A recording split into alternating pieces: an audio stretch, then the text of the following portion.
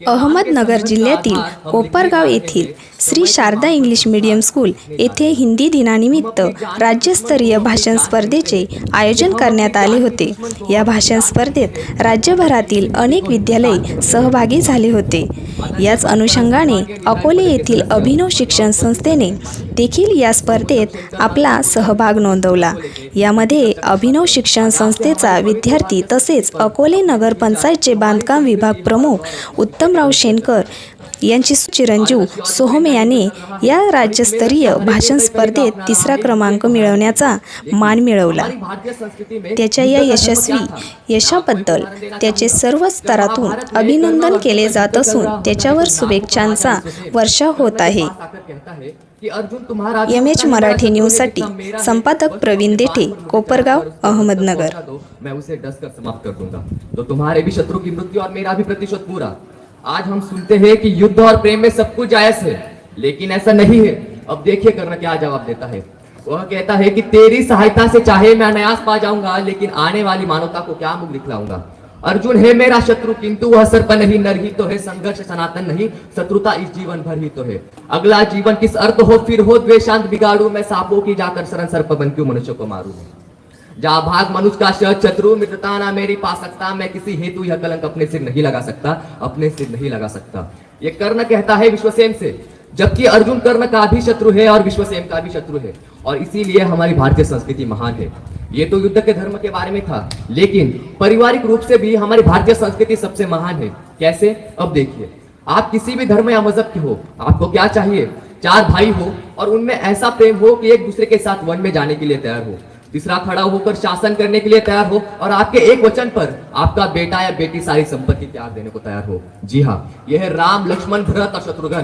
तो वही दूसरी परंपरा में चार भाई है, शुजा, दारा, मुराद और औरंगजेब, कि एक बाकी तीन का कत्ल कर दे सत्ता के लिए और आपको बुढ़ापे में जेल में डाल दे। ये वही औरंगजेब है जो अपने बाप शाहजहां को खाना और पानी भी माप तोल के देता था। और इसी निर्दयी घटना के आधार पर एक पारसी कविता में कवि कहते हैं कि तू अपने जिंदा बाप को पानी के लिए तरसा रहा है, तुझसे तो कई अच्छे हैं वो काफिर भारतवासी जो अपने मरे हुए पूर्वजों को भी पानी देते हैं। प्रणाम ऐसी भारत माता को। इन सभी उदाहरणों से यह स्पष्ट होता है कि हमारी जो भारत माता है, हमारी जो भारतीय संस्कृति है, वो ऐतिहासिक रूप से सबसे महान है। लेकिन इसी के साथ आज हमारे भारत का अपने प्रकृति के साथ इतना अद्भुत संबंध है कि जैसे जब खेत में गेहूं की बाली उगती है तो उसके नीचे का जो हिस्सा है वो सबसे पहले किसको जाता है? पशुओं को जाता है। फिर दाने निकाले जाते हैं उस बाली से, तो पहला दाना किसको जाता है? पक्षियों को जाता है। फिर आटा बनता है उस दाने से, तो पहला आटा किसको जाता है? चींटियों को जाता है। फिर कूटा जाता है आटा रोटी बनाने के लिए, तो किसको जाता है? मछली को जाता है। जब रोटी बनती है तो पहली रोटी गाय को जाती है और अंतिम रोटी कुत्ते को जाती है। इतना अद्भुत और इतना सुंदर किसी देश का अपने प्रकृति के साथ का संबंध है नहीं, सिर्फ हमारी भारतीय संस्कृति इसका अपवाद है। मैं और एक उदाहरण आपको देना चाहूंगा जिसमें हमारे भारत का अपने मतलब विश्व के सामने हमारा भारत एक विश्व गुरु के रूप में कैसा दिखता है उसका एक उल्लेख उसमें किया गया है। अगर दुनिया का कोई एक ऐसा कोना जहां विश्व के सारे धर्म पाए जाते हो तो वो सिर्फ हमारा भारत है। यदि कोई आपसे पूछे कि वो पारसी जो अपने जमीन से मिट गए अगर किसी देश में फल फूल रहे हैं तो वो सिर्फ हमारा भारत है। यदि कोई एक ऐसा देश जहां यहूदियों के ऊपर कभी अत्याचार नहीं हुआ तो वो सिर्फ हमारा भारत है। और यदि कोई एक ऐसा देश जहां मस्जिदों पे कभी धमाके नहीं हुए तो वो सिर्फ हमारा भारत है। यदि कोई एक ऐसा देश जहां इस्लाम के सारे फिरके पाए जाते हो तो वो कोई मुस्लिम देश नहीं, वो सिर्फ हमारा भारत है, वो सिर्फ हमारा भारत है।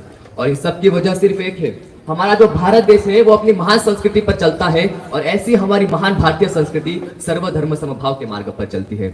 मैं अपनी इस महान भारतीय संस्कृति के बारे में जितने भी गुणगान गाऊं वह सब कम होंगे, लेकिन अंत में अपनी इस वाणी को पूर्ण विराम देने हेतु मैं एक कविता आपके सामने प्रस्तुत करना चाहूंगा जिसमें कवि कहते हैं कि भारतीय संस्कृति आज भी जिंदा है। कलहन के काव्य में, शंकर के मठ में, राम के अस्त्र में, परशुराम के शस्त्र में, सावित्री सीता में, पद्मनी की गीता में, कृष्ण की गीता में, अर्जुन की वीरता में, युधिष्ठिर की धीरता में, कर्ण के कवच के दान में, दादी जी के अस्थिदान में, महाराणा प्रताप के स्वाभिमान में, हल्दी घाटी के युद्ध में, महावीर स्वामी और गौतम बुद्ध में, वैकुंठ की वैतरणी में और भारत के इतिहास में। धन्यवाद। जय हिंद, जय भारत।